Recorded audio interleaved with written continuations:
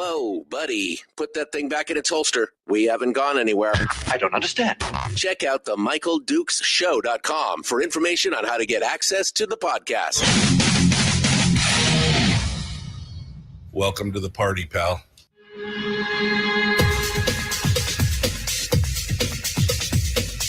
The Michael Dukes Show. The greed and the entitlement is astounding to me. What more could you want from a low-budget radio program? This is a dumpster fire. That was just BS. It is time to get a new perspective. We know just what you need, and we've got just the cure. Open wide and prepare for a steaming hot cup of freedom. I just don't fathom it. The Michael Dukes Show, streaming live across the world. Live around the world on the internet at MichaelDukesShow.com and across the state of Alaska on this, your favorite radio station and or FM translator. Hello, my friends, and good morning to Tuesday, day 2 of the week, as we continue on this downhill slide to World War III or something like that. I don't know. That's what the internet said. That's what I heard. Anyway, today we're going to dive into it with our Truth Tuesday segments, the weekly top 3 with Brad Keithley from Alaskans for Sustainable Budgets. He's going to be coming in and joining us here in just a second. And we're going to be talking about some wide-ranging topics, including a little monkey see, monkey do at the national level with the U.S. Senate. We're going to talk about some oil prices and, just all kinds of stuff here. So we're about to jump into that here in just a minute with Brad Keithley. In hour 2, we've got the latest and greatest from around the state, plus the, I don't know if you caught this interview with Galen Druk that Lisa Murkowski did yesterday, I guess early yesterday. Anyway, interesting to say the least. And I have some commentary, although I don't know if we're going to have enough time to go over it today. We'll have to see if we make it all the way through.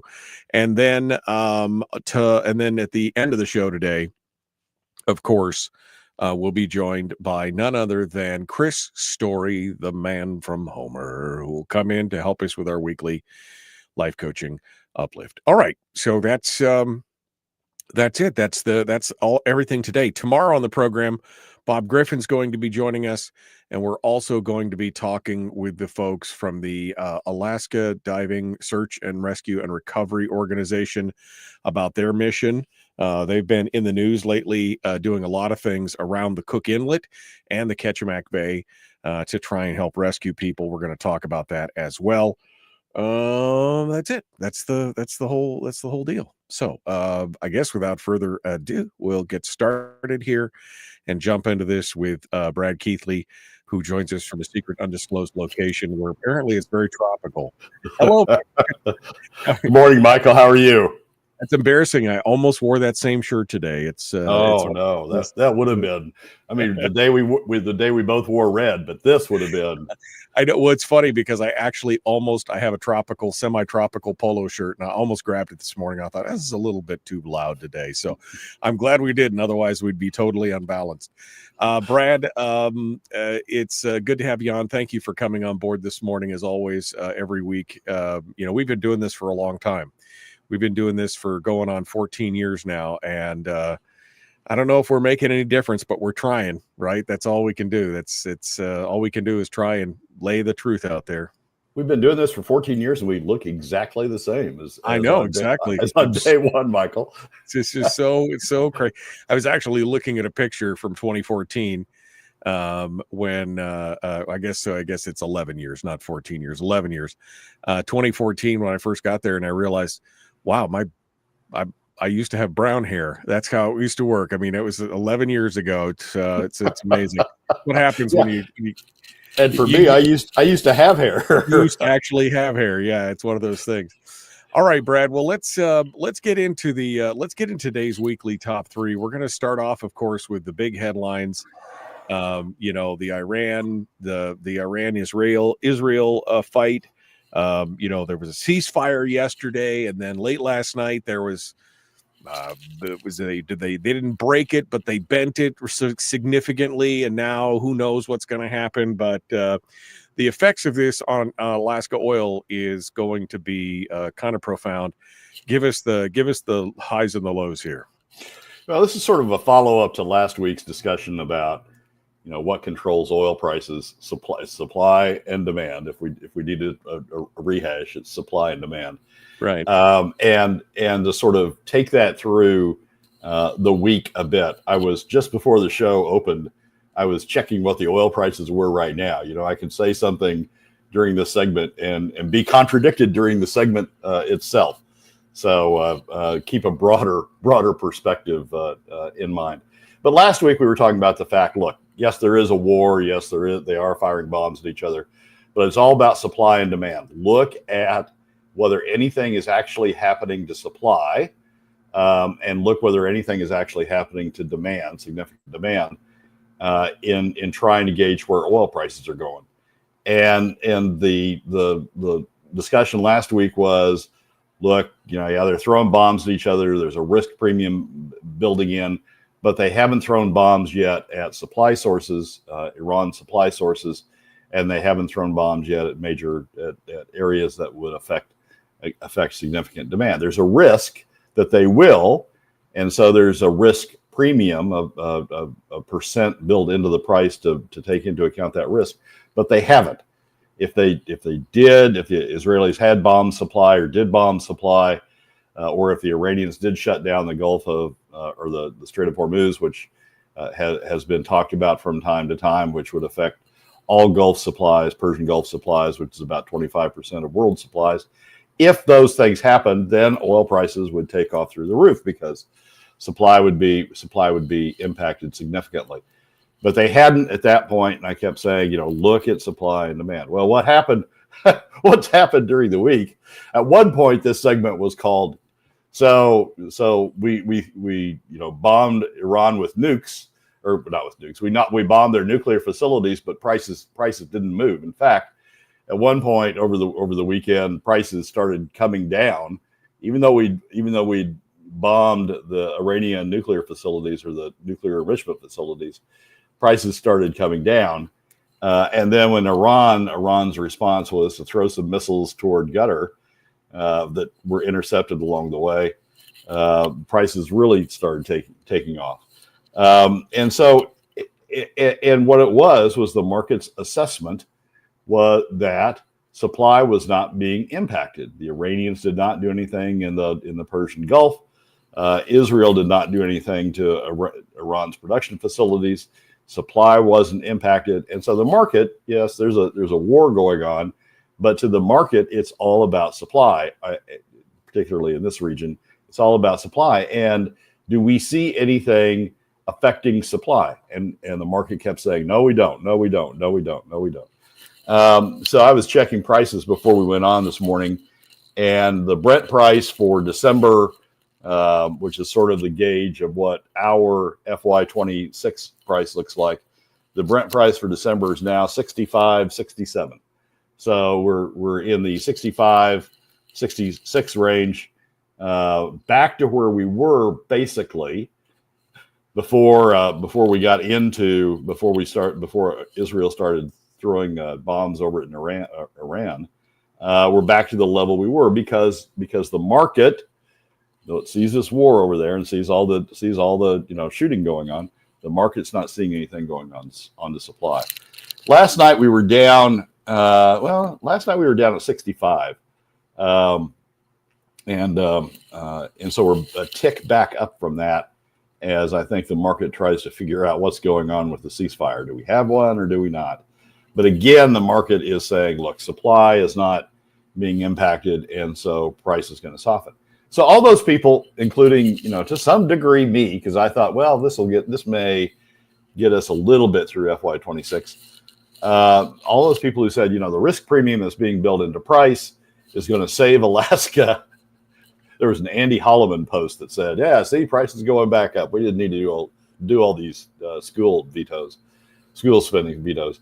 All these people who were saying, oh, we're going to be saved again, price is going to go back up, and all this stuff about, being concerned about low prices, all that's gone already in the span of 1 week. Now, next week, if there are violations to the ceasefire, if they do go back to shooting, if Iran does start threatening to close the Strait of Hormuz again, if Israel does target some of Iran's production facilities, we may be somewhere back up in the price range. But right now, the market's saying, nope, yep, there's a war. Yeah, good for that.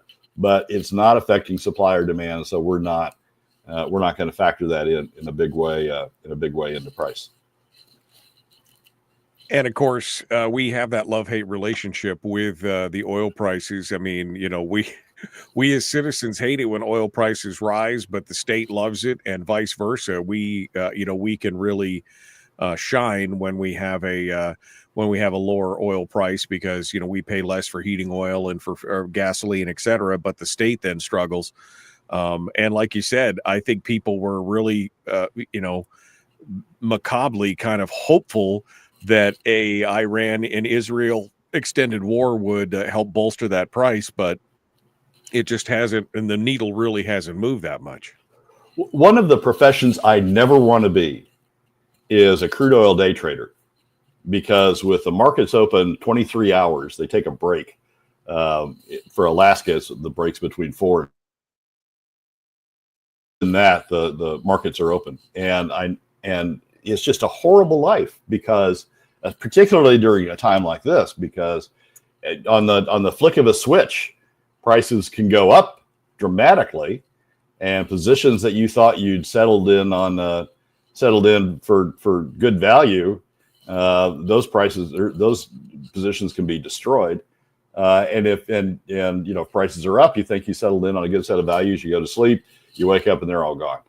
And so crude oil day traders just really have a horrible life. They make money, but they have a horrible life. Alaska basically is a crude oil day trader. I mean, we live it, as we discussed last week, and as we discussed before on the show, because we set our budgets at a price projection, not even the current price. We set it at a price projection because we set our budgets at a price projection going forward. We're a crude oil day trader. We're constantly checking to see where the price is compared to where we set the budget at. And right. We've adopted all of the characteristics of my friends that are crude oil day traders, which is they have shakes and they don't sleep well. Yeah, I picked the wrong day to stop, sniff, and glue kind of thing. Yeah, no, look, I got that. Well, and again, tomorrow things could change. I mean, ceasefires announced, they immediately start lobbing bombs at each other, and tomorrow, somebody could strike one of the production facilities for oil, or the pipeline, or the Iranians could just stop exporting for a bit, or there's a handful of things that could happen that tomorrow the oil price could be back up to 75. We don't know. That's what makes it so tough in Alaska to see where we're going. And we've talked about this on the show several times, Michael. We set our budget in a way so that we guarantee we are at the tip of the tail on the OPEC and on the oil market dog, that we're just flapping around all over the place because we're trying to follow the forward price. We've set our budget on where that forward price is. If, like we do with the POMV draw and like we do with the PFD, if we set it at an average of a historical price run, 5-year price run in the case of POMV and PFD, maybe 10 years in the case of oil. But if we set it based on a historical average, we wouldn't go flipping around like this. We wouldn't take on the characteristics of a crude oil day trader. We would have a price. We would know if it was up from that. If the price ended up being up from that, we'd have some to put into the CBR or into a stabilization reserve or whatever we wanted to call it. We know if the price was down from that, okay, we'd have to draw from the CBR or from the stabilization reserve. But we don't do that. We do this to ourselves, and we do this to ourselves because maybe price is up and maybe we can budget a lot better this coming year. We can give away a lot of money we don't have, but we think we're going to have, because price is up, and we're doing this to ourselves. We shouldn't. We had an opportunity a couple of years to get off that roller coaster. It turned out that the price we were using for budgeting purpose was very close to the historical price. And if we would have said, okay, we're going to flip over and start using the historical price, we wouldn't have noticed much difference from the previous year, because the previous year was very close to the historical price. But oh no, prices went back up. So let's budget. Let's budget. Let's spend more because prices are back up, and we think we're going to get all this additional money in. It leads to situations where you're sitting there, with the price, the oil price market, futures market, just sitting there in your face, and you're trying to figure out what's going on. Brad Keithley, Alaskans for Sustainable Budgets. The weekly top 3 continues. We got more coming up. Don't go anywhere. The Michael Duke Show, common sense, liberty-based, free-thinking radio. We'll be back with more in just a moment. Number 2, dead ahead.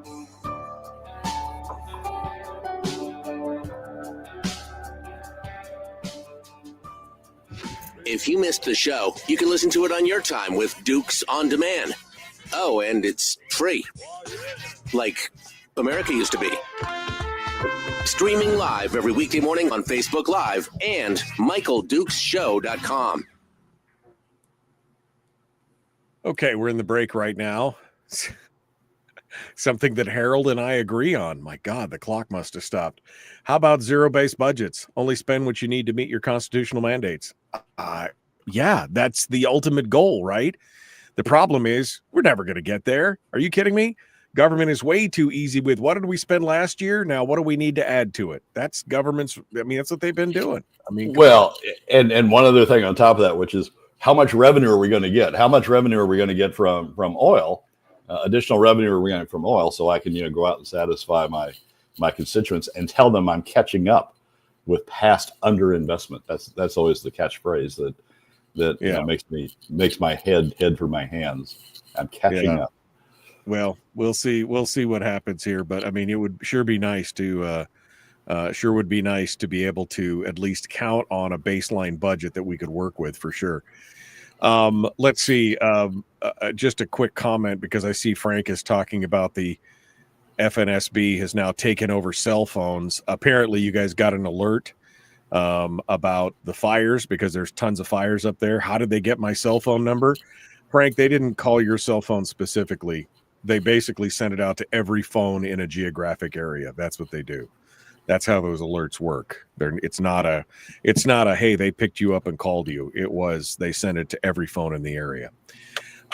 Brad, this whole thing with Israel and Iran, again, no way to predict, but how big a swing do you think it could be if let's just say hypothetically one of the major export facilities there or the Hormuz Straits gets closed down? We talking a $5 swing, a $10 swing? What do you think? Well, it depends. It depends on the degree.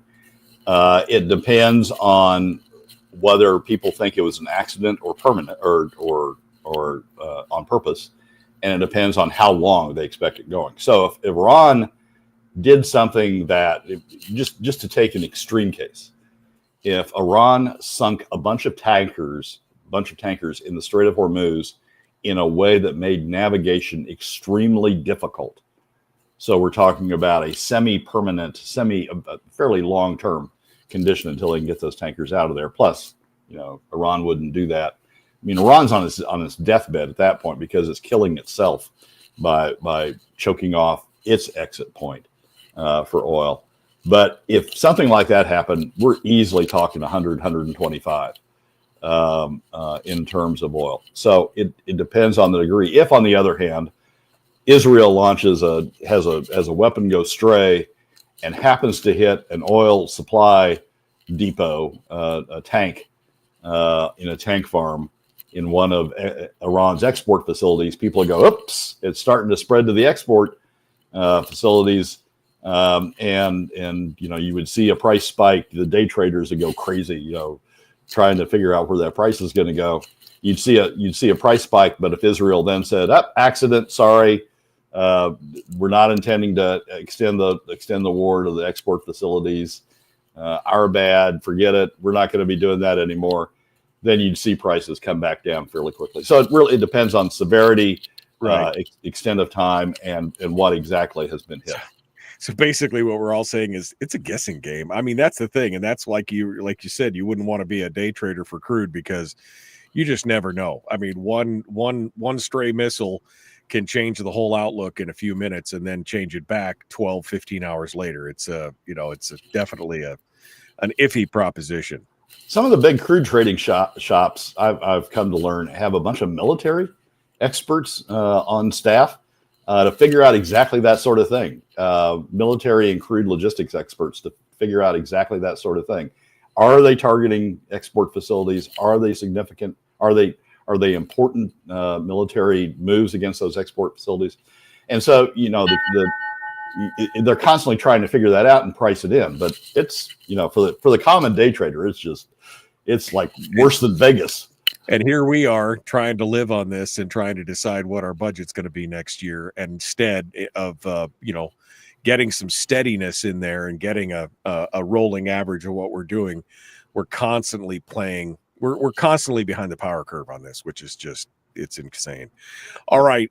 Brad Keithley, Alaskans for Sustainable Budgets. The weekly top 3 continues. Number 2 is dead ahead. Please like, share, subscribe, ring the bell. Here we go.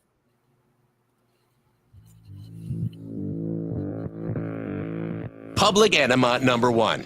Oh, wait, sorry. Public enemy number 1, which makes more sense.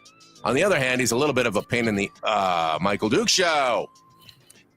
All right, Brad Keithley, Alaskans for Sustainable Budgets continues with us. We're on the weekly top 3. On to number 2 of the weekly top 3 this week, which is the U.S. Senate is following the Alaska legislature in its accounting tactics.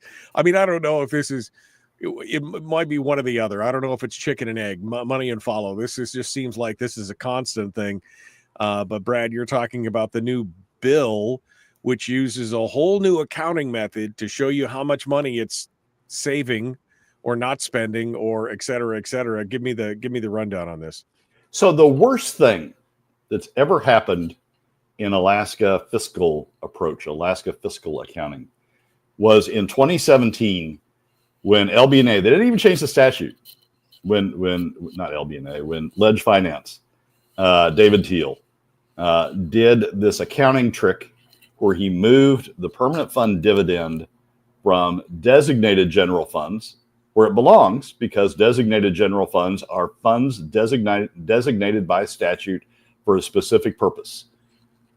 There's nothing more that more fits that definition than permanent fund dividends. But anyway, Teal moved the permanent fund dividend from designated general funds to unrestricted general funds. And unrestricted general funds are not restricted to a purpose. They're there for spending on whatever you want to spend it on. So you suddenly move multiple $1 billion out of designated general funds over to unrestricted general funds. And then the second step of that we saw in the next budget cycle was to calculate the deficit without regard to the obligation for permanent fund dividends, because you had moved the dividends from designated general funds to unrestricted general funds. And so all of a sudden you had these additional revenues that showing up on the books for book purposes, all these additional revenues in unrestricted general funds. And so the deficits you were showing were much smaller. Unrestricted general funds went from here, if I can do this right, went from way down here before the redesignation to way up here, because all of a sudden you move all these permanent fund dividends. It was an accounting trick. And so the legislature started talking about deficits that were in, or surpluses, they even, could talk about surpluses that were taking into account moving all of the permanent fund dividend over to unrestricted general funds. That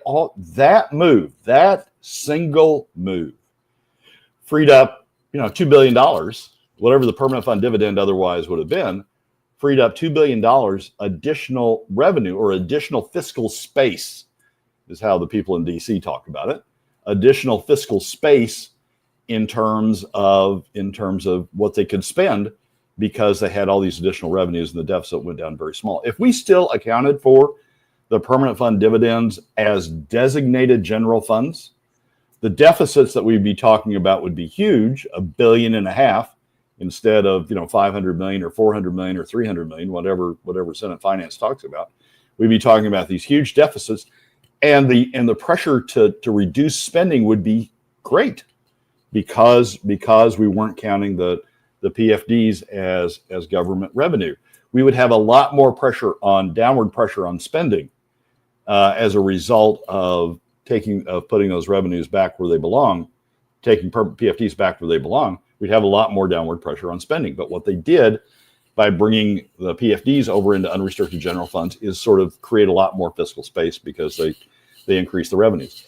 There was no legislation, there was no executive order, there was nothing other than a change in which column David Teal and Ledge Finance put permanent fund dividends. That's a big source of the problems we've had since. Yeah. Well, and the function was essentially it made the PFD now compete with every other government program, service, or agency. Instead of just being a simple pass through, now it had to fight for everything, and that's how we lost the PFD. Yeah, and some people will say, well, that's what the Supreme Court said in the Murkowski ruling, that it was supposed to compete with all this stuff. Well, stuff in designated general funds do compete, because we have no dedicated funds in this state. And so we have designated funds, but designated funds can be drawn out at any time to meet any sort of spending obligation. We saw a little bit of that in this last session. The Murkowski case didn't say you had to stop treating them as designated funds. The Murkowski case didn't void the PFD statute. It merely said the PFD funds, like any other designated fund, has to compete with, can be pulled out, can be appropriated by the legislature if the legislature chooses to do so. But from an accounting perspective, it was not required by the court, not required by the decision. It was pulling the PFDs from designated general funds, DGF, over to UGF that had the big impact on creating fiscal space. And so since then, Alaska has budgeted what's called the current policy budget.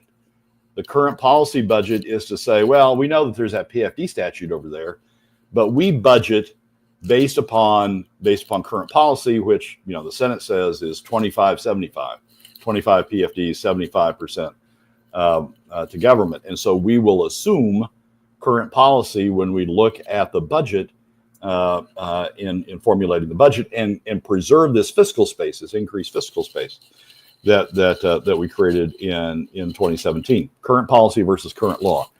Well, the Congress has always, since the early 1970s, when they did the Congressional Budget Office, has always budgeted according to current law. They've always looked at the impact of changes in the budget or any budgeting cycle. They've looked at current law and they've said, okay, current law says this, and so we're going to look at our deficits, or we're going to look at it if we're doing a reconciliation package or whatever we're doing, we're going to look at the deficit being created against current law. And the taxes, the Trump taxes that were passed in 2017, are greatly impacted that, because the Trump taxes that were passed in 2017, Trump tax changes that were passed in 2017, were temporary. They were set for 9 years. Let's see, what is this? The end of the year is 25, so 8 years. They were set for 8 years, or maybe 9 years, and then they expire, and then they come off. And so all of the calculations that have been done from a budget perspective since that time have been done with the expectation the Trump taxes come off in 2019. If you want to renew them, you can, but you've got to recognize it's going to increase deficits going forward, because current law is calculated, or the current deficit's being calculated based on current law.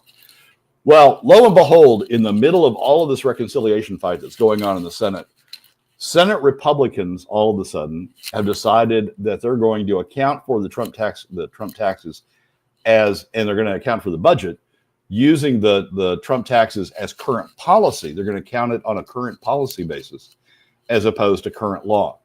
And the effect is to create this huge amount of additional fiscal space when you look going forward in the budget, because all of a sudden you don't have to take into account the re-up or the renewal of the Trump tax credits at the end of 2025. You don't have to account for them as being additional deficit creating under current law. All of a sudden you can say, they've always been there.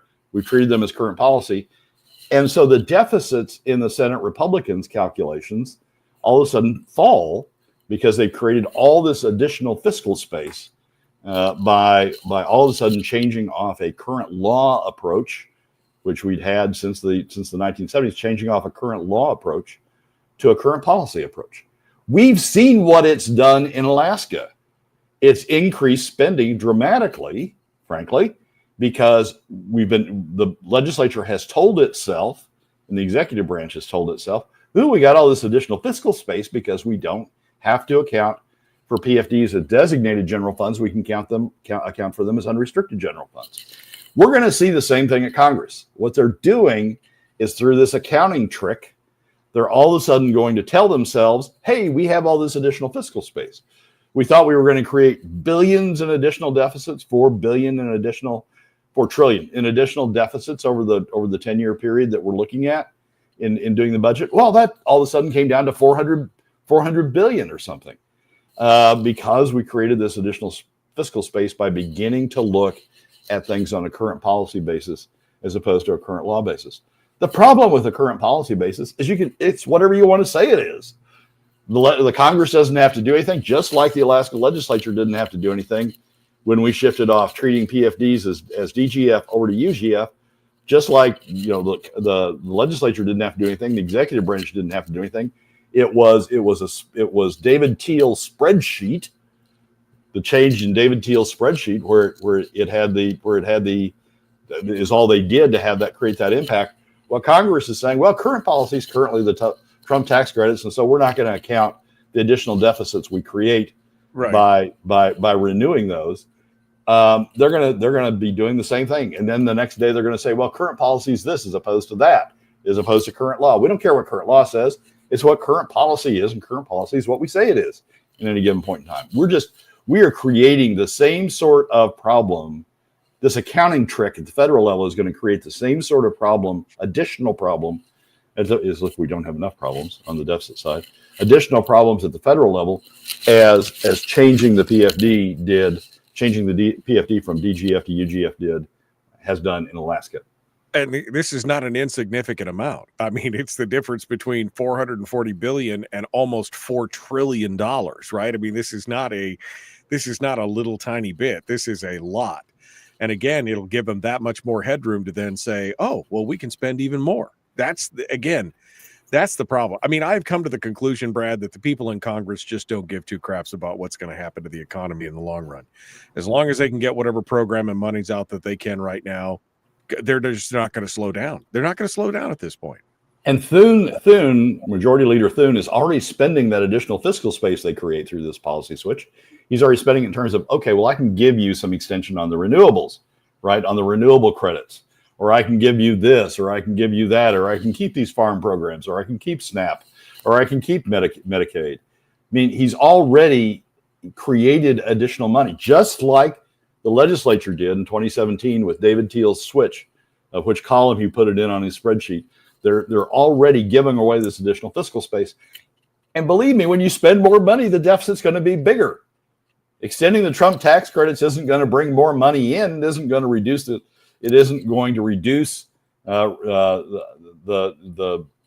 budget deficits we got. It's going to keep revenues fairly depressed. And we're going to continue to run these huge deficits.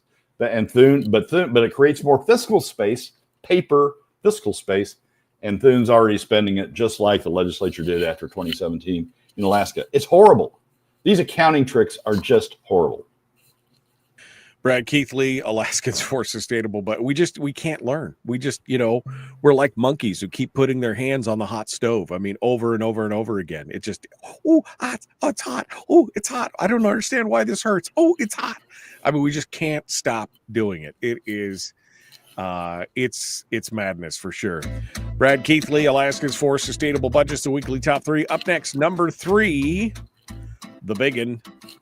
And this is where we talk about Alaska's oil tax and the potential for new fields and new discoveries coming up. What's Brad's thoughts on this? We'll find out in just a moment. The Michael Duke Show. Common sense, liberty-based, free thinking radio.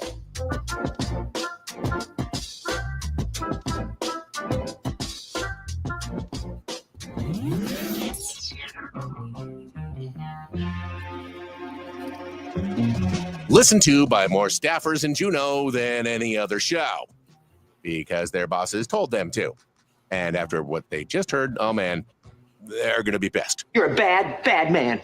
The Michael Duke Show.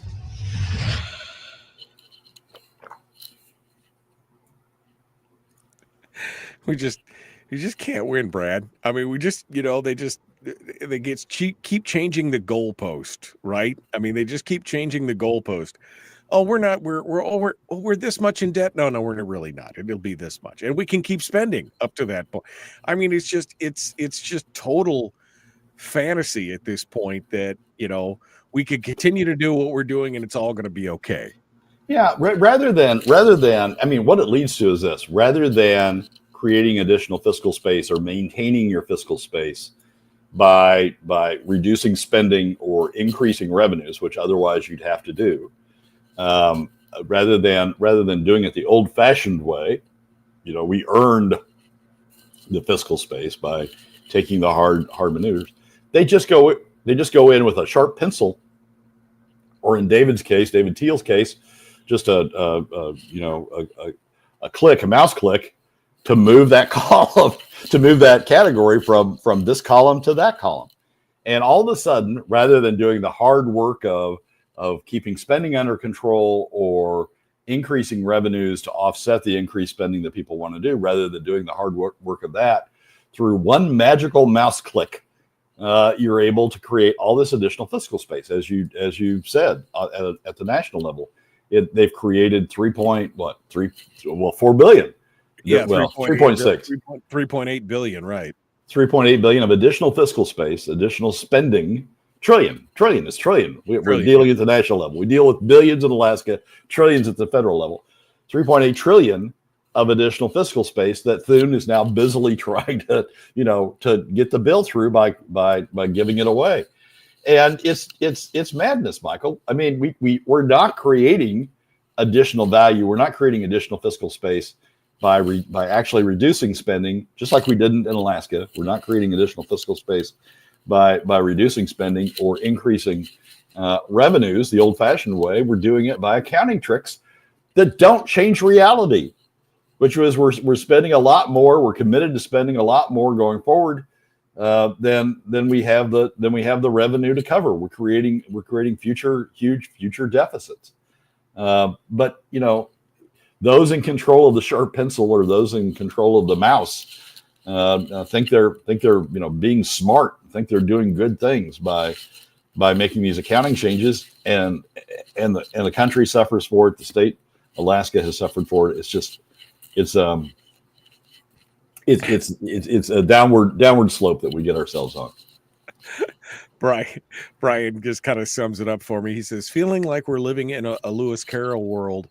When I use a word, Humpty Dumpty said in a rather scornful tone, it means just that, what I choose it to mean, whether neither more nor less. The question is, said Alice, whether you can make words mean so many different things. The question is, said Humpty Dumpty, which is to be master? That's all. That's right. Who's in charge of this? I mean, that's the thing. Oh man, Brad, it is. It's a mad world. That's for sure. That's a great quote. It's a great quote. We do live in an Orwellian world here. Yeah, absolutely. Who controls the word? Who controls the definitions of the words? Well, I'm living vicariously through you. You're obviously out enjoying yourself. What are you doing, Brad? All right, so I'm on my way to Cape Breton for one of my 2 trips there during the year for a major music festival that goes on this time of year. I've stopped over in Chicago because I'm going to meet up with my adopted. I don't know how I characterize this person, but I'm going to meet up with a friend to go to a basketball game tonight, a WNBA game. The Los Angeles Sparks are playing the Chicago Sky. So a stop here for basketball. Check that box, and then on to a music festival. Check that box. Cape Breton, yeah. Cape Breton, I know, is your happy place, so it's all good. Yeah, Brad. I mean, I don't know. I get so. We've been watching this for so long. We've been talking about these for so long. I mean, I guess we can't stop talking about them, but it's just, I said something the other day on Firearms Friday because there's some good stuff in the big beautiful bill that's been added for firearms rights, and I'm like, at this point, just vote it in. I mean, you know what? Just vote it in. So at least we get those. At least we get that stuff, because these guys aren't going to stop. They're not going to stop until we hit the brick wall or the oscillating fan. I mean, one of the two is going to happen, right? And when the yogurt hits it, it's going to be a mess. But I mean, until then, I just don't know. I don't know how these guys can continue to sleep at night. That's what kills me. There's sort of another version of day trader, right? I mean, it's I'll just change the rules, or I'll just change how we account for things. Yeah, it's gonna be interesting to watch. All right, we are coming up next. We're talking about Alaska's new discoveries, new oil finds, and oil taxes, which I know some of you will be interested in. Brad's thoughts on that. Let's jump into that here in just a second. Please like and share, like and follow, and more. Yes, his shirt is very Caribbean. I like that. It's very tropical. It makes me happy. Here we go. Let's jump to it. The Michael Duke Show, Common Sense Radio.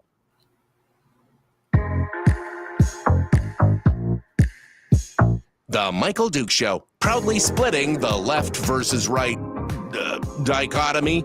Yeah, I had to look that word up too. I don't think it means what he thinks it means. Here he is, though. That guy, Michael Dukes, the one with the show. Okay, let's continue on. Brad Keithley, Alaskans for Sustainable Budgets, the weekly top three. Number three, Alaska's oil. We've got new oil fields that are supposedly going to come online and all these other things, but there's this pesky thing out there called the oil tax code. And Brad, you said it needs an overhaul. Give me your thoughts here. Yeah, we've talked about this on the show previously. My thoughts on that SB 21 has become broken in the new age that we're in of huge amounts of drilling going on by existing players on the North Slope, which is resulting in a significant reduction in taxes, oil taxes over the next decade. I mean, this number can't be repeated often enough to get people awake. Over the next decade, production is projected to rise by 40% through the new fields coming on board, and that's a great thing for Alaska. But oil revenues to the state from that production are projected to decline by 20%. So what you've got going on is oil production going up, oil revenues from that oil going down, and that's 60-point spread. 60-point spread going up 40%, revenues down 20%, regardless of price. I mean, that is a number that sort of exists regardless of price. It changes at the margins. The revenue number changes at the margins on price, but it's not price driven. What's going on is the way SB 21 was built. And no, it's not the per barrel oil tax credits that everybody complains about. The way SB 21 was built was that a couple of things go on when you have new oil development, significant new oil development. One is you're able to expense the capital expenditures you're making for developing new fields against current taxes. There's no amortization. You spend a capital dollar today, that dollar is a credit or is a deduction from oil taxes today. And it's company wide. So when Conoco spends dollars developing Willow, which they need to do, but when they spend dollars developing Willow, capital dollars developing Willow, it's being deducted from oil taxes that otherwise are due from them today. And because Willow is a long-term development, that deduction, the capital deduction is going on year after year after year after year. Then the second thing that was in SB 21 is once you get production from that new development, there's a mechanism called the gross value reduction. And what the gross value reduction does is reduce the amount of taxes, effectively reduces the amount of taxes on new oil. So if you're producing from Prudhoe, the oil tax rate is one thing, is X. If you're producing from a new field like Willow will be, or like any of the new fields that have been developed in the last few years, instead of what you're paying in Prudhoe, instead of the tax rate you're paying in Willow, X, you're paying a lower tax rate. Why? And so even though you're adding an additional barrel, you're not adding an additional barrel that pays the same amount of tax as the old oil barrels pay.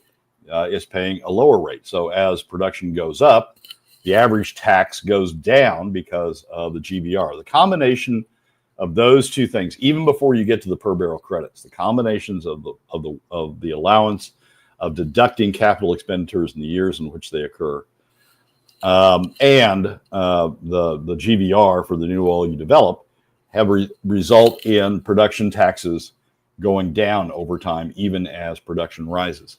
That's what SB 21 did. We're finding in the current decade, it's a problem because SB 21 was sold on as volumes go up, then right. Alaskans will share in the benefit of those volumes going up. Yes, we have to give up on the front end by changing the tax code to reduce taxes and create all these credits. But when production goes up, we'll share. Well, that turns out that's not what's happening with the way SB 21 works in the current environment. When I see people going around saying, drill, baby, drill, Trump opens new lands, or Trump's going to permit new drilling, or, we've got new fields out there, we need to go in and we need to develop them, drill, baby, drill. I'm all for that. But we need to change the tax code. We need to bring the tax code up to date. We need to modernize SB 21. We need to revise SB 21. To achieve the promise that was projected right. At the time it was passed, which was when all these production volumes come on board, that Alaskans receive their share of it. What's going to happen in the absence of that is, if we have all this additional drilling, we're going to have all these additional credits created by the capital expenditures. We're going to have all these additional GVR volumes. And production and revenues from production are going to continue to go down. And the worst part is that more development, more exploration in the current model would drive our revenues down even more, because they're just taking it off the legacy fields. They're just taking more off the legacy fields, and when they put more in the pipeline, it's at a lower percentage anyway. So it's again a self-licking ice cream cone of where it's just getting worse and worse and worse. And we've done this to ourselves over and over and over again in this state. Whether it was ELF or ACES or SB 21, the pendulum swings one way or the other. Oh, the state's getting too much. Oh, the oil company's getting too much. Oh, the state's getting too much. Oh, the oil company.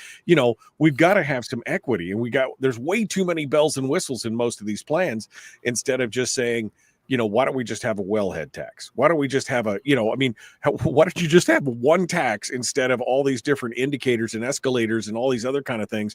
Just make it flat. Just why do we have to jump through all these hoops? Well, we're trying to incentivize certain activities, and the capital deductibility was intended to incentivize spending,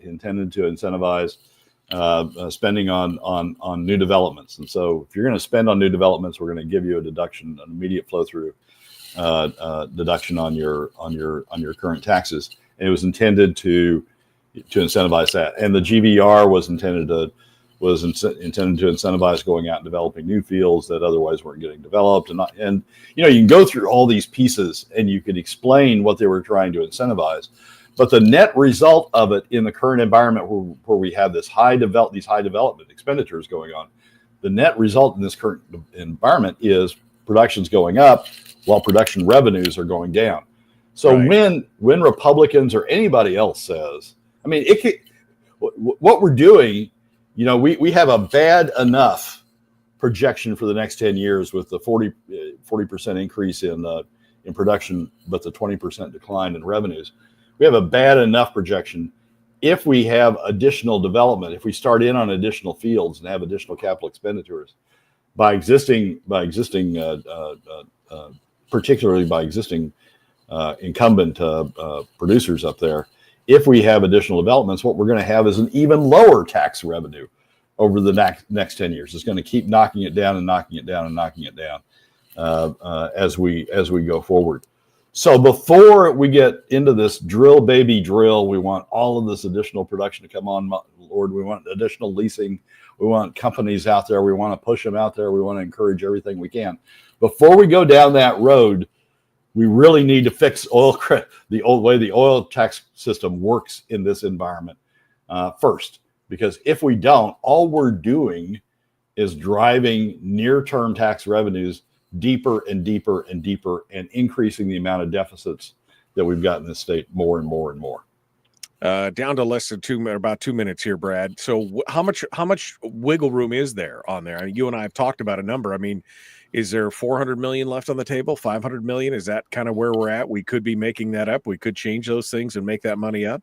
It's probably 500 million, Michael, through SB 21 reform, needed SB 21 reforms, plus the 100 million from the Hillcorp loophole. So we're probably talking about 500 to 600 million dollars. Now, remember, if we calculate the budget on a current law basis, we've got like a 1.5 billion dollar deficit. So these don't think this is the be all and end all, that this solves all the problems, but it is an additional 500 to 600 million dollars, and it would reduce the deficits we're running significantly if we took that step. And of course, there's no will to take that step, it seems like. I mean, a lot of the Democrats are looking for $1 billion, and the Republicans don't want to move an inch. And yet at the same time, we're the ones in the middle getting squeezed. All the Alaskan people who are the owners of the resource are getting squeezed on this. And I just don't know. I don't know how to move this needle at this point. Well, I mean, Republicans who go out and say drill, baby, drill are doing the state a disservice unless they fix oil taxes first. So actually, those Republican legislators who are running around saying drill, baby, drill are a problem. They are part of the problem, not part of the solution, if they don't go in and fix oil taxes first. And I'm going to keep talking about them that way. Yeah, well, it's interesting to see Brad Keithley, Alaskans for Sustainable Budgets, the weekly top three. It finishes. Thank you, Brad. It was completion. That's what I was looking for. Appreciate you coming on board. Thank you so much for sharing with us today. Michael, as always, thanks for having me. All right, folks, we are out of time. Tomorrow, we got more coming up. Chris' story is in hour 2. I'm so flustered this morning. We will continue with more right after this. The Michael Duke Show, Common Sense Radio. Yeah, Brad. I mean, this whole thing is just, how anybody can look at a chart to see, oil production going up 40%. Our revenues declining 20%. I mean, anytime you look at those charts and they cross like that, somebody's got to go, what? I mean, somebody, why aren't we asking those questions? Why isn't it? And anytime you talk about any new oil taxes, the Republicans are like, well, no, we can't because we'll stymie development.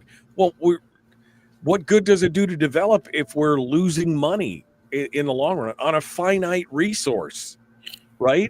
At some point, you got to go, well, maybe we should just sit on the oil then. And when it's really needed, then we'll do something. I mean, at some point, you can't just keep losing money and say we're doing good. I think Brian's comment was, we'll make it up on volume next year, right? I mean, isn't that the answer?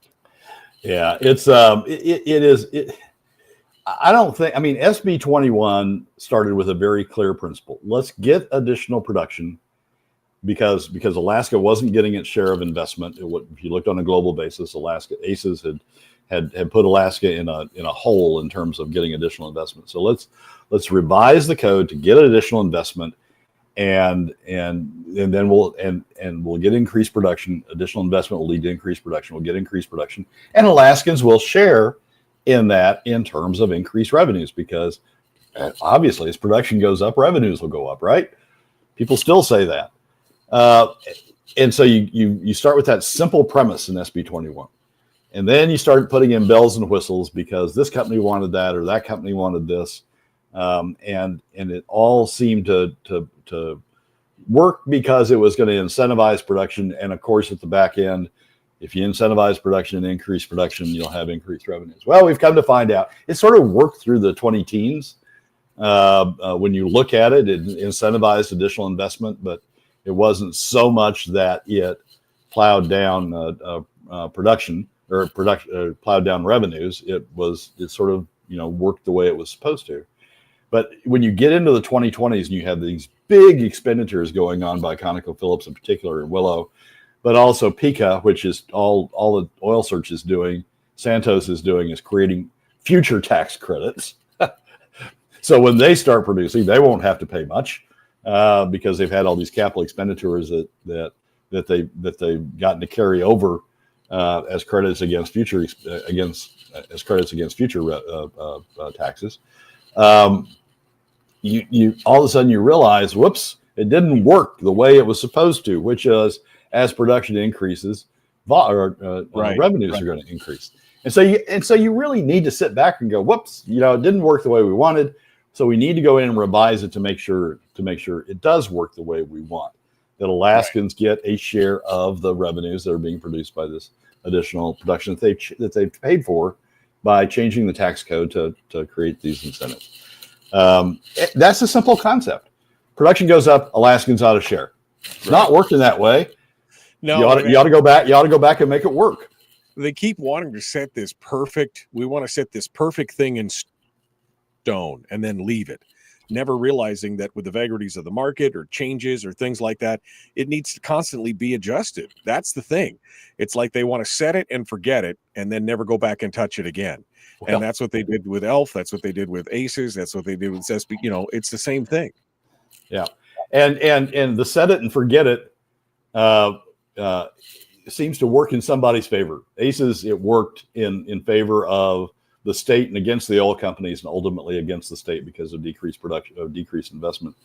And so you go in with SB 21 and you reset it and you want to set it and forget it. But, it ultimately it works out that it's running in favor of the company. So, of course, the companies don't want to change it.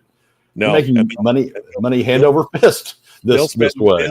They'll spend millions to try and convince you that that don't mess with it or they'll leave. They'll pick up their toys and leave, which okay, go for it. I mean, how much have you spent on and all this stuff? You guys, I think it's a false threat in that regard. But again, $400-500 million, $600 million potentially left on the table as Alaskans, as a resource owner. That makes me mad. I mean, we shouldn't be leaving that on the table, and we'd have a lot less problem. Now, the problem is, of course, that if we had $500 or $600 million more, the legislature would just spend the hell out of it anyway. But I mean, until we get something else fixed in there, we're still losing the money at this point. Well, it would at least some of it, and I think a lot of it would drop to the PFD. It would possibly, it would pop out in terms of reduced PFD cuts, and so would go to the benefit of Alaskan families, and I think that's a good thing. And so the flip side of that is you're taking money out of Alaskan families, legislators. You're taking money out of the pockets of Alaska families in order to make oil companies richer. And I'm not trying to gouge the oil companies. I'm just trying to get the damn thing to work, so that when production increases, Alaskans benefit along with it. The simple concept we started with back in 2013 and 2014. I'm just trying to get the damn thing to work the way it was supposed to. I'm not trying to gouge them. No, I mean, I just think everything should be equitable and fair. As owners, we should get our fair share. As producers, they should get their fair share. That's how it should work. That's why I think this idea of setting it and forgetting it is ridiculous. You need to constantly be able to go in there and tweak it and adjust it so that everybody gets their equitable share, so to speak, on that. All right, Brad. Well, Cape Breton awaits, my friend. I hope you have a lovely time. I hope you enjoy yourself, and we look forward to talking with you again next week. Next week, I'll have a Cape Breton background behind me. I'll be looking out the picture window of my cabin there. I can't wait to see it. All right, thanks, Brad. Appreciate you coming on board and joining us. Thank you so much. Thanks for having me, Michael. All right. Folks, we are out of time. We got more coming up. The Michael Duke Show continues. Hour 2 is right now. Here we go. Common sense, liberty-based, free-thinking radio.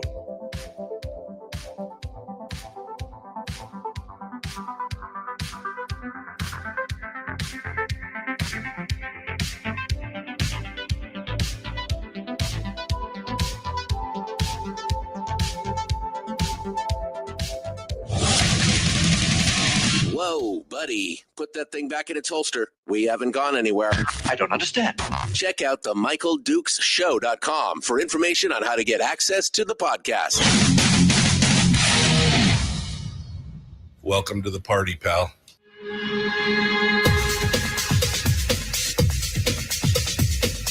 The Michael Dukes Show. The greed and the entitlement is astounding to me. What more could you want from a low-budget radio program? This is a dumpster fire. Sounds just BS. It is time to get a new perspective. We know just what you need, and we've got just the cure. Open wide and prepare for a steaming hot cup of freedom. I just don't fathom it. The Michael Dukes Show, streaming live across the world. Live around the world on the internet at MichaelDukesShow.com and across the state of Alaska on this your favorite radio station and or FM translator. Hello, my friends. Welcome to hour 2 of the big radio broadcast. And I'm ready to go for hour 2. We just finished up with Brad Keithley for Alaskans from Alaskans for Sustainable Budgets, and the weekly top 3. Good discussion was had by all on that. Some good topics and some things that kind of some of the things that I want to discuss. I also have this morning. I don't know if you caught this interview between Lisa Murkowski and Galen Druk. Lisa is on she's on a big push because her brand new book is out. And so she's out there talking to the media and, she's out there pimping herself out there to try and highlight that this book is coming out. It was a very instructive interview for me personally. And there's some things that I agree with what Lisa said, but I don't necessarily agree with the way that she has gone about doing some of the things. I don't think we're going to have time to talk about it today. I'm just kind of looking at the clock and realizing that this segment with her, this is like a 6.5 minute segment. And that I want to kind of pick apart and talk about.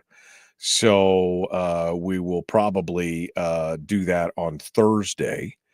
And so we'll see if we can peel the layers of the onion back on this on Thursday to talk about it. But I've got the full interview, and which is, I mean, it's interesting because I haven't had her on the show in almost 15 years. She has not come on the program since I think I took her to tax shortly after the 2010 election, had her on the program, and she got real upset with me when I asked a bunch of questions. So she hasn't come back on the show since. But we'll see. We'll see what happens here. But that'll probably be on Thursday. Tomorrow on the program, Bob Griffin, who was one of the part of the state board of the deed board, and he's got a new piece out at Must Read, which is we're going to be going over tomorrow. Alaska schools are rolling in cash, so why aren't the results better? And I think that's an interesting commentary. He's going to be joining us tomorrow morning for that. And then in hour 2 of the program tomorrow, we're going to be talking with the folks over there at the the Dive Search Rescue and Recovery Team, Alaska Dive Search Rescue and Recovery Team, which is a nonprofit that we've heard a lot about here recently because they have been they helped recover some of those bodies in the Ketchimak Bay. They've been doing work in the Cook Inlet. They did some work up in Soldotna. They are an organization that's dedicated to helping folks who are having crises on the water. And so I thought it'd be interesting to bring them on board because they're 100% donation funded, all volunteer team. And I want to highlight their efforts and talk with them. So that'll be tomorrow at 7 a.m. So maybe on Thursday, we will we'll get into this and we'll hear more. We'll hear more about it on Thursday. So let's well, I guess I should comment briefly here on Brad's final thoughts talking here about the oil and gas or the oil taxes, because I know that there's a lot of my Republican friends out there right now who are just, they are super antithetical to any new taxes going against the oil companies, because I think in a lot of ways, they are they've been bamboozled by the PR campaigns and the blitzes and the folks in the industry who are just defending their own interests. I'm not criticizing them for doing so, but when an oil company hires a PR firm or has got a talking head up there telling you how, well, if you guys increase the taxes in the state, we're just going to have to take our ball and bat and go home. We're just going to have to, we'll just pull up stakes and leave. Which, while possible in some cases, is impractical in others. You have to understand that everybody has their self-interest and their points of view here. And I think one of the things that a lot of the folks in the legislature forget is that the oil companies are serving their own self-interest first and foremost, as they should. I want to be clear on that, as they should, as usually publicly held companies who have stock, have stockholders to respond to and everything else. They should be looking out for numero uno in the best way. But at the same time, we are shareholders and stockholders in the state. We as residents are owners in the state resources, and the legislature is supposed to be our board of directors. They're supposed to be looking out for us in these negotiations. And so anytime we get to the point, we basically have got two ends of the spectrum here, two ends of the, the left and right, the two ends of the spectrum. On the one end, we've got the, kind of the Republicans or the conservatives who basically say nothing, we shouldn't do anything new because they'll leave us and we won't have anything. And on the other hand, you've got the Democrats who are screaming, we can get another $2 billion out of these guys, 1.2 to $2 billion out of these oil companies. And it'll be, everything would be great if we could do that. And as often is the case, the truth is really somewhere in the middle, right? That even somebody like Brad Keithley, who's an oil and gas guy, that's where he comes from. That's where he spent his whole career. He is, very much pro oil and gas. He was part of that industry. He, he negotiated contracts. He did all the he was into up to his neck. And even he says that there's $500 or $600 million in taxes that we are leaving on the table that we should be picking up as resource owners. Let's face it, if you just think about yourself, if you own some plot of land in, I don't know, the Permian Basin or Texas or something, and an oil company came to you and said, you've got oil on your land and we want to enter a deal with you and we want to pump it out, oil or gas or whatever it is. you want to get the most bang for your buck, because again, it is a finite resource. And yet we've got a bunch of folks out there who keep saying we need to lock this into place in perpetuity. We need to create the perfect tax structure. I guess that's a better way to look at it.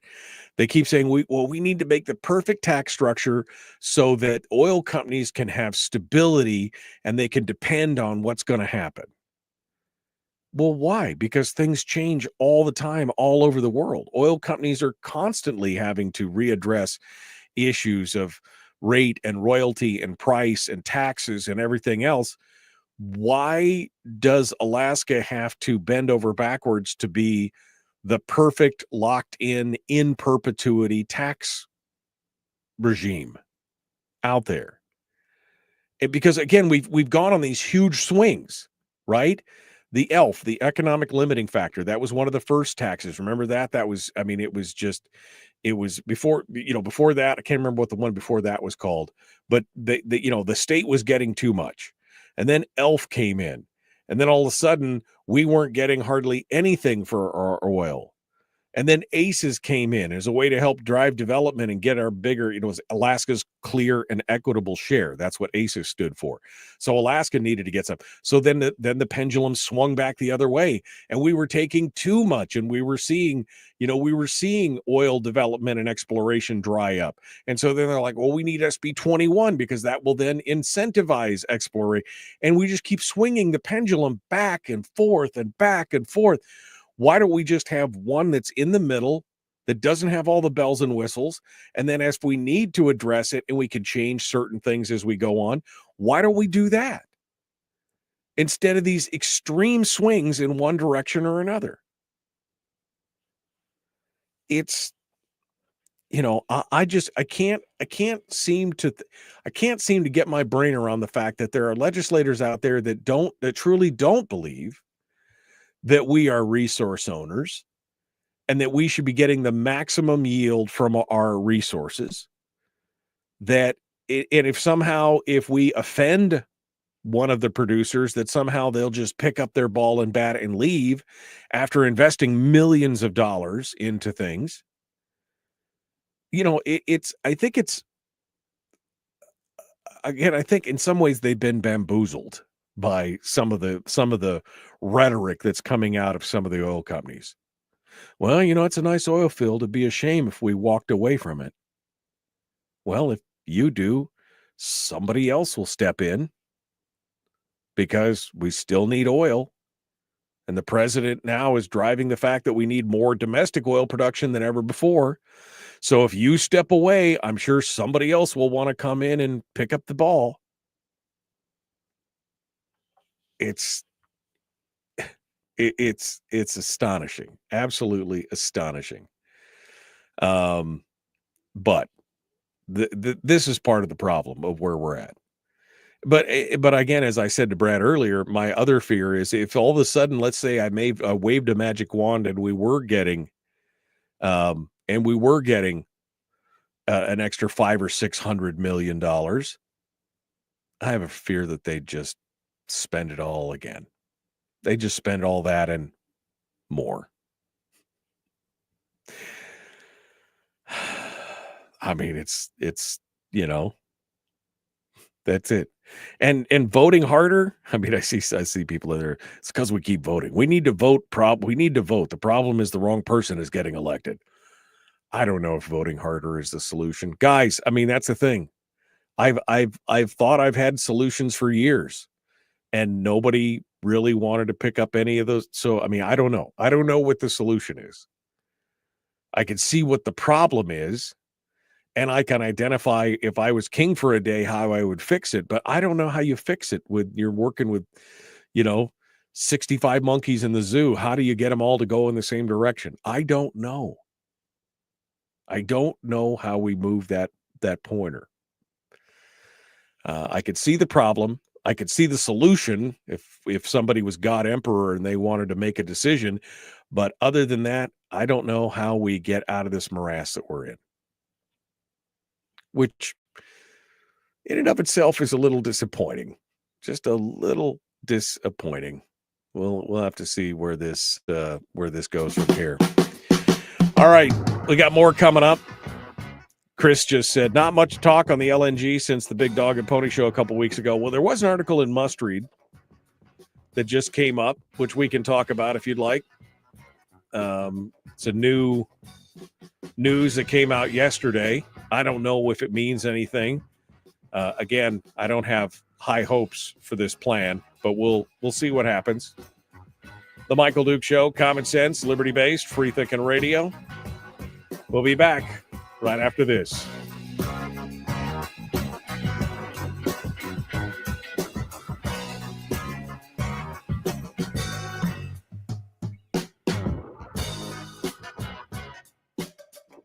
We're broadcasting live through a series of tubes. Allowing all of these entities to provide streaming stuff going on the internet. Well, it's kind of hard to explain. Sorry. Streaming live every weekday morning on Facebook Live and MichaelDukesShow.com. Okay. All right. Where were we in all of this chitty chat?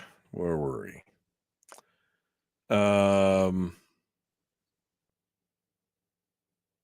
Let's go. Let's see where we're. The Juno clown posse is gonna keep clowning. Yeah, that's true. That's true. Tim, I don't know what Tim's got going on today. Tim's like, stop, bye, I can't listen anymore. I'm sorry, Tim. Sorry that you can't listen. I'm sorry that's what it is.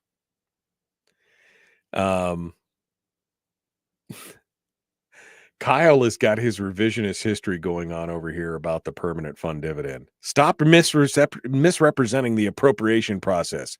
It's unbecoming to be that accurate. It was a shell transfer for many years. Yes, it was still a line appropriation, but it was a shell transfer. It was never a question. It wasn't until they started accounting for it as income in UGF. Before that, it didn't hit the books in the same way. Kyle, you're being a little disingenuous if you're saying that it was. That's all. That's all I'm saying here. Donna, somebody just said Donna is in the chat room. I can't see everybody when they join the chat room, so I don't know who's, but if Donna's out there, good morning, Donna. Oh, there you are. Sorry I missed Brad. Donna, did you just see what Kyle said? Kyle said that there was no change under Walker, that they didn't, by changing it from DGF to UGF, it didn't change how the appropriation process for the permanent fund happened. And because I said it was a transfer. Oh, need to bring Donna into school us all on this. That's what we need. Oh, I'm sorry. Kyle said, oh, I'm sorry. I forgot I've been part of the writing budgets for 20 years. Yeah. Okay. Again, that, all right. The authority, I can't with Kyle this morning. What he's saying is I've been part of the problem for 20 years. Oh man. All right. Let's see. Same problem Minnesota has with Tim Walz. Completely worthless. Has done nothing for our state, yet they keep voting him in. Alaska can do better. Alaska can do better. There's no difference between GF. We didn't say GF. We said DGF and UGF. Is the difference, Kyle? But again, you have decided that you are the smartest person in the room, so that's okay. I'm all down with that. I'm all down with that. Hang out. Tell me where we go wrong here in the future here. Scrolling backwards. Start with the wine. Oh man, no time to start drinking. I picked the wrong day to stop sniffing glue, right? It was the old Leslie Nielsen thing. I picked the wrong day to stop drinking whiskey at 6:00 in the morning.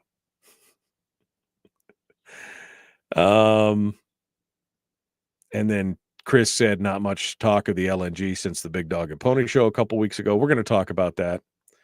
And then Henry's talking about cheap LNG becoming available in the bush.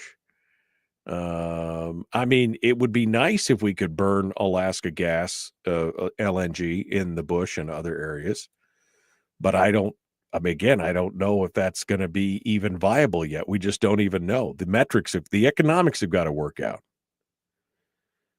All right. Let's see here. There you go. All right. I'm all caught up.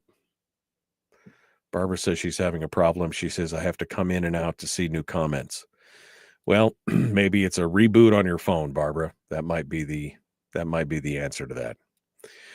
All right.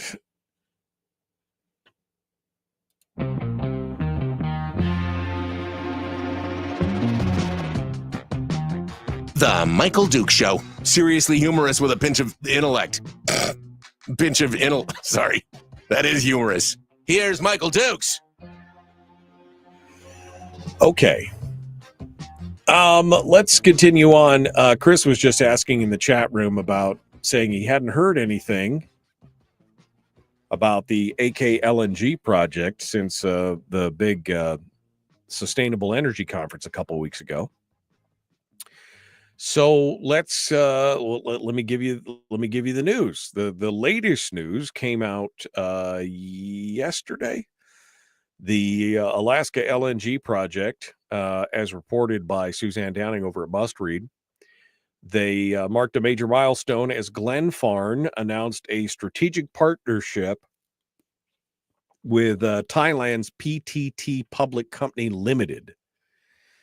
PTT, which is Thailand's largest publicly traded company, is going to pursue a long-term arrangement to purchase 2 million tons per annum of liquefied natural gas from the AKLEG facility for 20 years. The agreement, which it doesn't appear that it's a binding agreement, which is one of the signs we've been looking for to see if there's actually, somebody who's willing to commit to buy if the project gets on track. The agreement outlines a roadmap for deeper cooperation with a goal of moving towards definitive partnerships.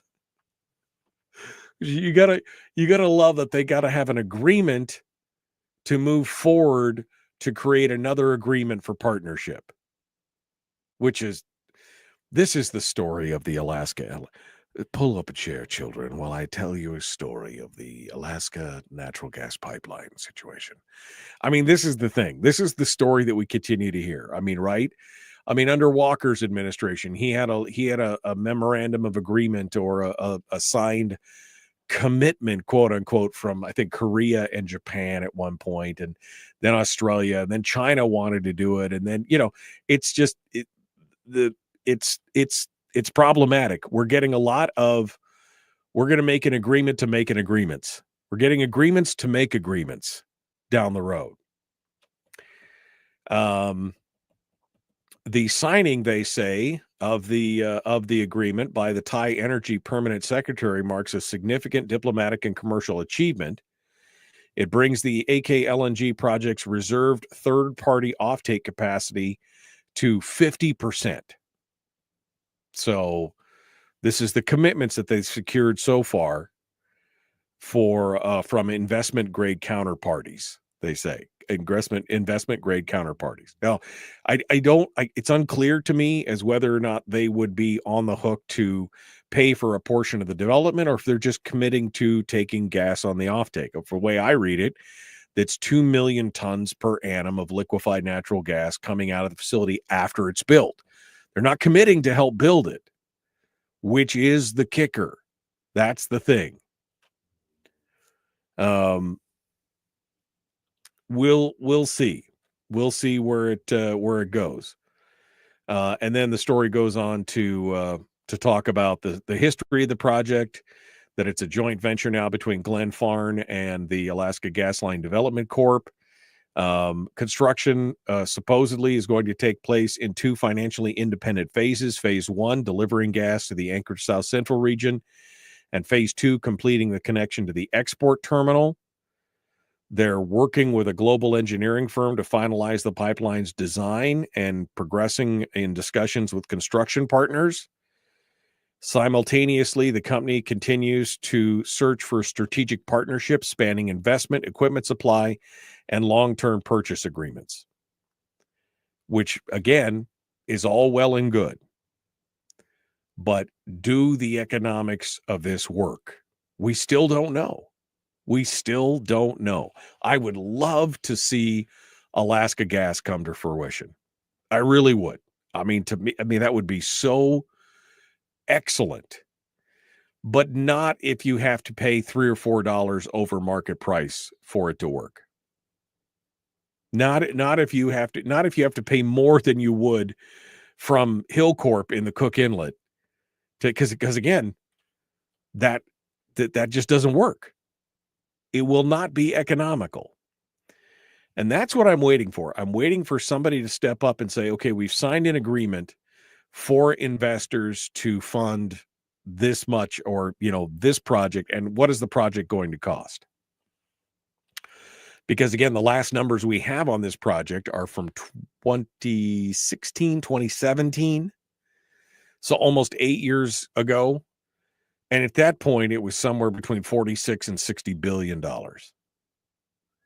So what is the cost of it today, in today's money, with tariffs and steel and all the other kind of, what is the cost today?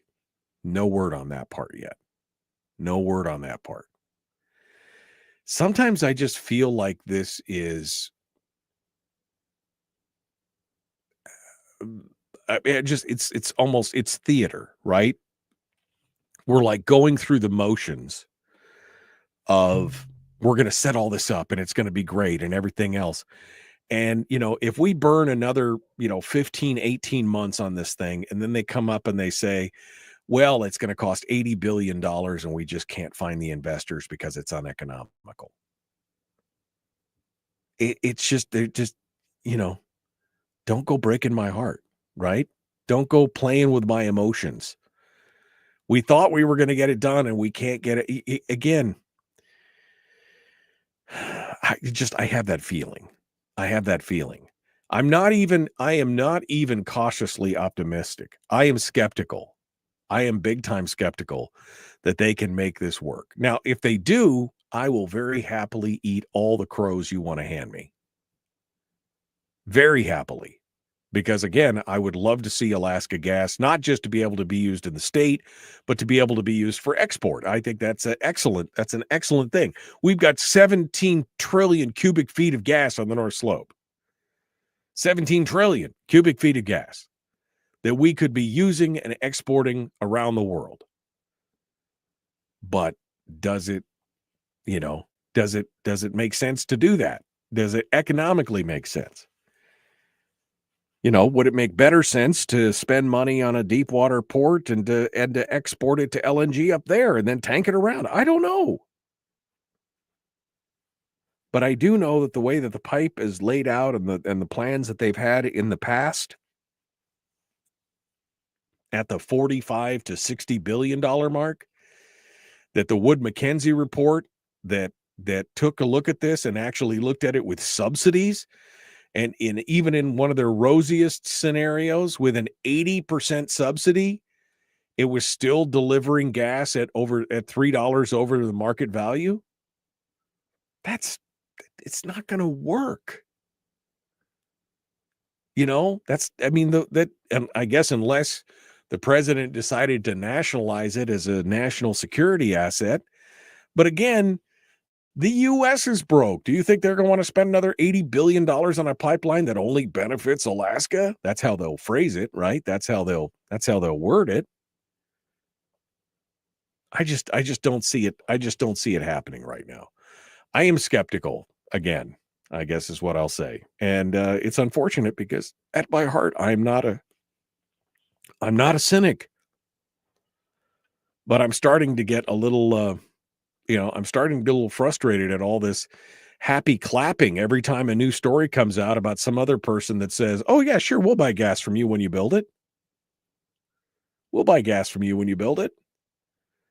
I mean, it's easy to say, I'll buy gas from them and if they build it. I mean, I could say it too. I could sign an agreement. I will buy gas from you if you build it. That's no guarantee that you can build it. That's the problem. That's the biggest challenge right there, for sure. It's crazy. We're going to have to take a break here. We got Chris Story coming up here in just a moment, and he's going to be giving. We need him this morning. I'm getting a little agitated here. His topic today is the unfolding. Just love how that sounds when I say it. The unfolding. So we're going to talk with Chris Story about that here in just a moment. Don't go anywhere. Our weekly life coaching lesson is up next. We will continue right after this. The Michael Duke Show. Common sense, liberty-based, free thinking radio.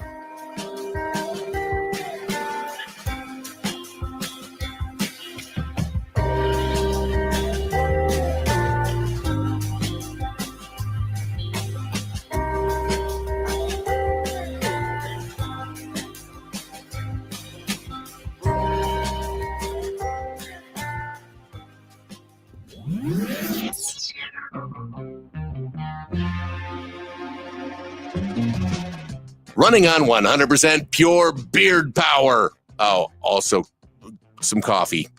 We dip our beard in coffee. Nice beard. The Michael Duke Show.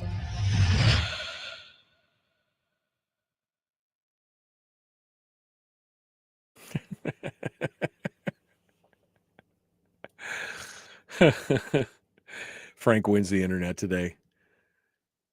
I cannot lie. I like BTUs and I cannot lie. I like big BTUs and I cannot lie. Big beautiful BTUs, says Brian. Again, I would buy the hell out of some BTUs of Alaskan gas. There's no doubt about it. But it's just as easy for me or you to say that as it is for somebody like Thailand or China or Japan or Korea or anybody else. If you get to sign it, if you build it, we'll buy it. But how are you going to build it? That's the problem. That's always been the problem. It would be hugely beneficial to everyone in the state. Hugely beneficial, including the rural communities and everything else. But how do you make it work financially? That's the problem. I mean, and if it's an $80 billion project, that's the whole PFD. That's the whole permanent fund. They're certainly not going to give away the golden goose that quickly.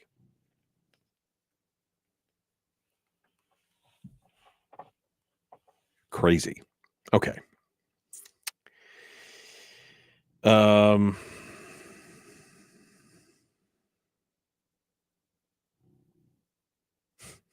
Sorry, I just got a text. Apparently the Fairbanks School Board is going to give, even though they're out of money, they're going to give $125,000 to the education equity people to try and sue the state. I mean, that's just great. It's just great, man. It's great. Okay. Let's see if we can get this phone thing to work here this morning. Look at that. We on a roll? We're on a roll, man. We're on a roll. It's a sourdough roll. Because we have an alternative. That's true. So the second we have an alternative, it got scared, and it's like, I better not break again. They will stop using me. Exactly. Yeah. So, how you doing this morning, Mr. Story? Really well, except is that what you think technology sounds like? Kind of a low beta male voice? Is it? Yes. Yes. Perfect. I knew it. We have nothing to be afraid of but technology itself. I have no idea what you're talking about, but I'm okay with that. That's okay. That works out well for me. All right. So you all ready to get into the unfolding? Are you ready? You ready for that today? Okay. All right. Good. Exactly. That's what it's supposed to be. All right. Well, we're going to get to you here in just a second. Let me, I guess have you been listening to the show at all today? I'm just curious. Well, I did hear you and Brad krilling about how you've been together for 11 years. And I just thought to myself, I wonder if I'll get the same sort of you did nod to longevity. You and I have been together for the same amount of time as me and Brad, because we all came together when I moved down to Anchorage. You were doing the yeoman's work. You were hosting the show before I took over, because they'd fired the previous numbskull. And so, I guess they hadn't fired. They just let him know that they were letting him go, and he quit. So, I mean, I guess that's firing. I don't know. But you were holding down the fort for me when I got there. So, yeah, you've been there. It's the same amount of time. 11 big years, my friend. 11 big years for you and me hanging out and talking about these things every Tuesday. I still want to do a book called Tuesdays with Michael. Coming together. It's just, you were just working on it right now. Tuesdays with Michael. That'll be great. It's sort of Forrest Gump meets, Tuesdays with Maury kind of thing. I'll let you figure out who you think you are in that scenario. Are you Mitch Album or Forrest? Life is like a box of chocolates. It's fine. Don't worry about it. There you have it. Anyway, it'll be great. All right, hold the line for a second here. Let me get caught up in the chat room here. See what's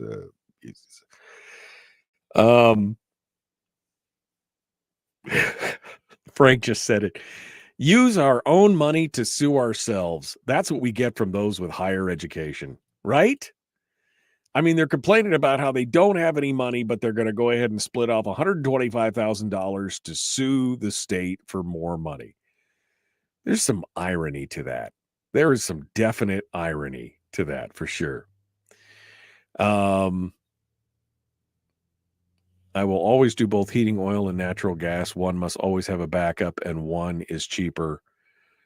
And when one is cheaper, use it. Well, I mean, yeah, except for that you've got to have two separate. If you've got two separate furnaces, they both can't run on the same thing. They got to have different setups, different guns, and all that kind of stuff, inside of them. So, I mean, yeah, you do you, boo. That's what I'm saying. It's nice to have a backup, to have, oil and wood, or wood and gas, or wood and oil, or whatever it is. It's always a good idea. I use propane for my backup, fuel oil for my main heater. That's what I have. I've got oil, and then I've got propane if I need it. There we go. All right, well, let's get back to this. Here we go. The Michael Duke Show. The Michael Duke Show. Not your daddy. Wait, sorry. Not your daddy? Ooh, not your daddy's talk radio. Whew. I was scared for a second. Thought we were going down. Here's Michael Dukes and the show. Okay, we are continuing on right now. Chris Story is our guest. He is a realtor. He's a potter. He's an investment guy. He is a positivity guru. He's an author of books. He is the creator of podcasts. He is the man that drives the ladies wild. Chris Story, the man from Homer. Hello, my friend. How are you? It's called stalking. I was just going to say. It's a stalker. Only because they have restraining orders against him. Chris Story, you can find him at ilovehomeralaska.com. Hello, sir. How are you? How are you doing today? What do we got?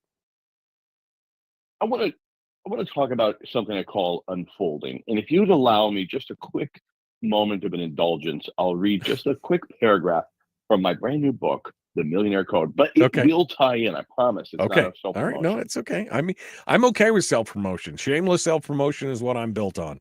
Go ahead. I was just kind of glancing through. I was reading a book from 1958. It's a real estate investment book from 1958, which, by the way, ironically, incredibly accurate principles or timeless principles, I guess I'd say. Anyway, it was something I read in that book prompted me to pick up my own book, The Millionaire Code. And I read this, and this is the only paragraph I read. And I thought, I got to share this with Michael. That's the thing. This is Oscar talking. That's the thing most people don't realize until it's too late. Life isn't a straight line. It's a winding road full of lessons disguised as setbacks and opportunities hidden in plain sight. The trick is to trust that it's all unfolding exactly as it should. I just love that concept of this life, your life, isn't a straight line. There's twists, there's turns, there's, like Jack Canfield described, trying to cross the country in a vehicle at night. You can only see 200, 300, 400 feet ahead of you with the headlights. You have to trust that it will unfold as it's supposed to as you cross the country or going around a mountain road. You have to have a certain amount of faith that it's unfolding as it's supposed to. But we live in this digital nanosecond world where patience is no longer a virtue. It's actually an extinct animal. And most of us won't sit through a commercial with, we're going to get to the skip. And of course, a lot of that's just bad marketing. But I just mean in general, I was trying to get to a YouTube video earlier this morning, and it said that 10 seconds remaining in the commercial was interminable. I was like, no, I can't wait. Refresh. Anyway, in life, whatever it is you're seeking, looking for, wishing to become, have, whatever, patience. If you take all the experience you've had in life and you reflect on it, that equals wisdom. And when you do reflect and you gain that wisdom and perspective on your life and what got you to here, you'll recognize it was not a straight line. And I'll bet, for the most part, you wouldn't trade a minute of it. Even the adversity, even the challenges, even the times that were difficult and you couldn't see a way forward. I'll bet whatever got you here is what's going to get you going forward relative to your experience in learning the lessons of life. It's unfolding as it's supposed to. So enjoy it. So take your time. Enjoy it's journey before destination, right? I mean, you've got to undertake the journey. It's like the guy who wants to get to the top of the mountain and he's like, if I can just get up a big enough head of steam, I can run straight up the side of the mountain. No, you've got to cut switchbacks. It takes a little bit. You got to, they folds against the mountain, right? You got to go back and forth and back and forth and back and forth. This looks a little familiar. Yes, but you're making your way up. Every step is taking you a little higher. Yeah, exactly. And it is unfolding in front of you. It's a little bit like that Pepsi commercial with Temple of Doom back in the day. And I think it was Sean Connery's character, or maybe it was Harrison Ford. Anyway, they step out and it appears, the platform appears in front of them and they walk across and grab the Diet Pepsi or whatever it was. I know that actually came from the movie, but the commercial stuck in my mind far greater than the movie did. But it's this idea that the net will appear if you leap. All these kinds of cliches and anthems you can think of in your mind are real. They're cliche for a reason. It really does take moving forward and accepting on faith that it's unfolding as it's supposed to. And I think also this idea of patience and looking back and reflecting. You don't live in the past, but reflect upon it. And it will, I think, inform what you do in the present. I think there's a celebration happening across the country with small businesses and people wanting to invest. And I love even just being a small tangential part of that kind of investing in your own backyard, and not just in real estate, although that's a great thing to do, but investing in your community, the sense of handmade, the sense of non-corporate, what do you call it, like chains and so forth, but like a literally handcrafted product and handcrafted service in your own backyard. We think in terms of artists in this community of Homer, like, wow, we are the artist capital of Alaska practically.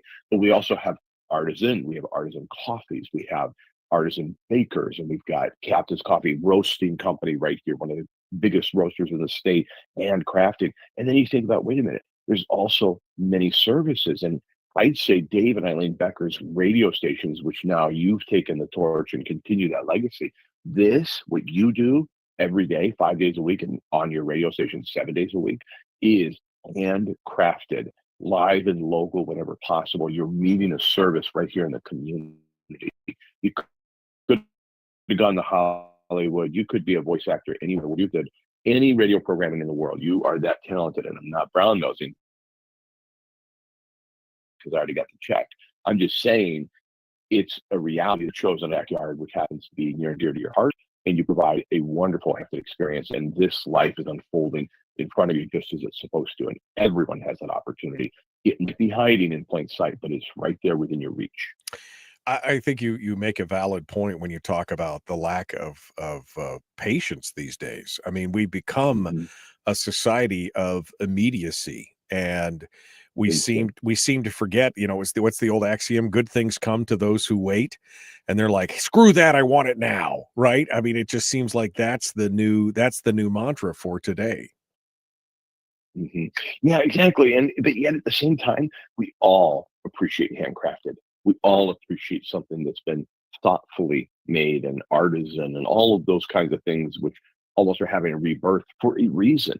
I think we've gotten a little bit away from that in recent decades, and we're coming back to it, and everything's unfolding as it's supposed to. You have an opportunity to participate in your local economy and make a real difference. You, as Michael, you've talked about for many years, you focus on Alaskan politics and you focus on what can be done here versus national and geopolitical, because this is where you feel you and your listeners can make the biggest difference. And that's the truth of it. Live and local, in your own backyard, touching somebody here, you can make a difference with your dollars right in your community and touch somebody's life and change and transform their life. And for a handful of dollars or a small amount of your time, and understanding that what is to unfold is up to you. So yes, I hear your statement about, to wait. At the same time, though, you could be active in that. You could be an actively patient part of the process and be very effective in your community. And I think once you do, and you start to fall in love again with what brought you here, what keeps you here, wherever here is for you. And trusting. I think there's a certain amount of trust and faith that life is unfolding in front of you as it's supposed to be. And maybe that'll inform what you do tomorrow. But if you're so focused on tomorrow and or yesterday, you'll miss this present moment, and you might miss that next step in your life, which is where you're supposed to go. So what's the first steps in folks want to take if they want to take a beat, if they want to take a little bit of time, if they want to learn a little more patience? Break it down for us. How do we get started in analyzing that in ourselves? I think enjoying uncertainty. We want certainty, in it's one of the 5 human needs in the hierarchy of needs. We need certainty. I think embracing uncertainty to a little bit, understanding this life is an adventure, and if it were certain and you knew the day you were going to expire, you knew everything and how it would unfold, I think it would make for a very boring life.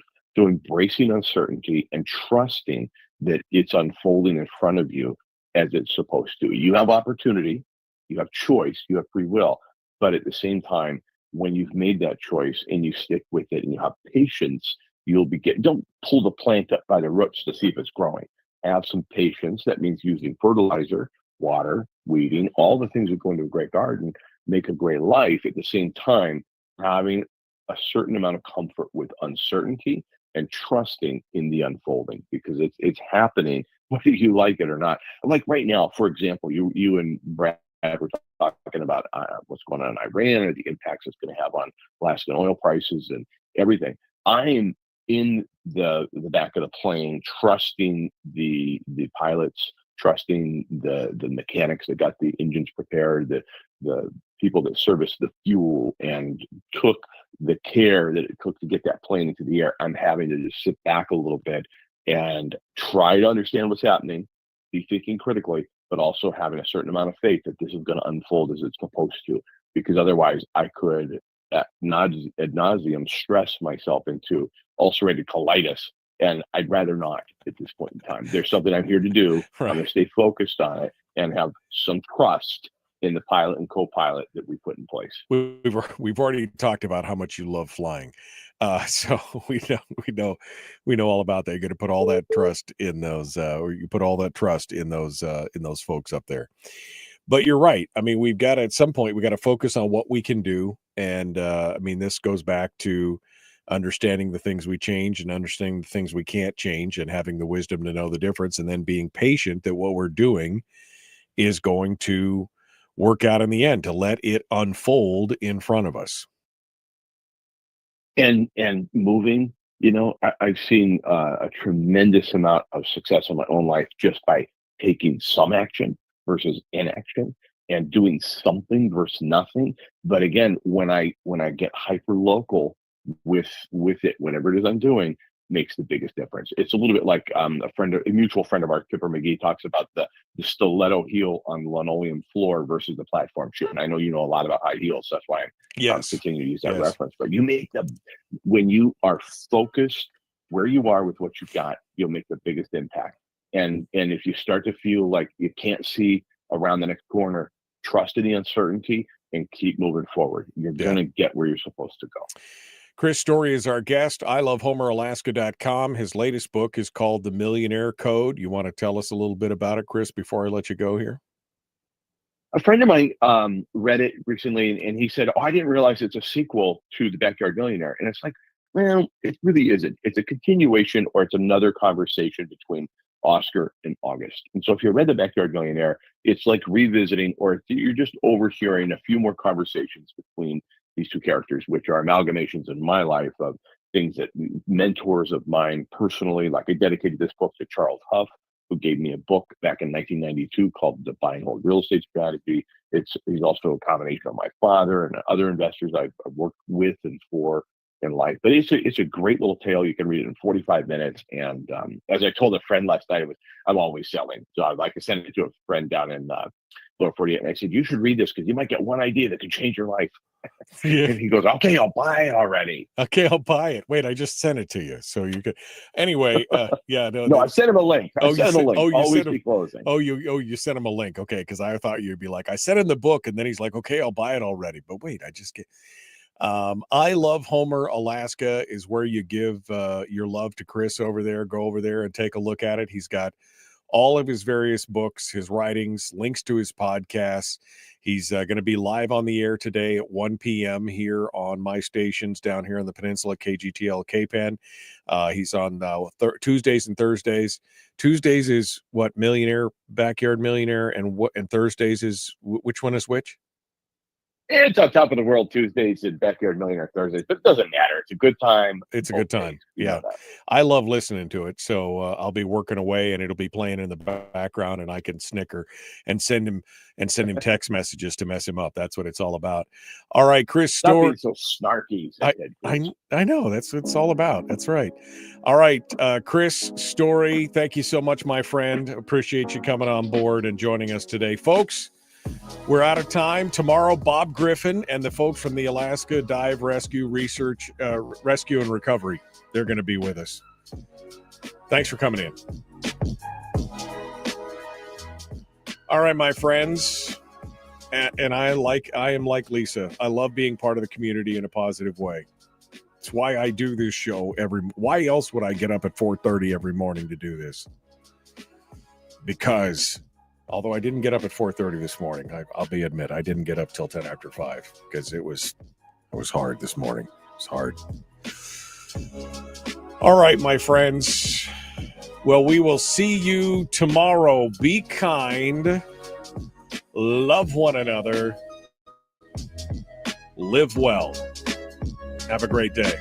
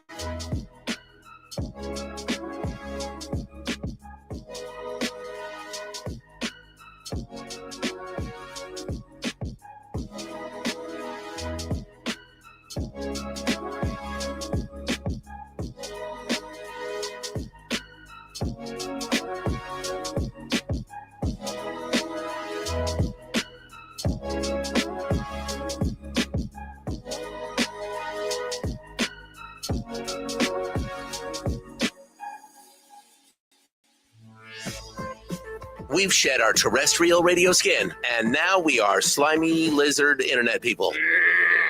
It's the Michael Duke Show.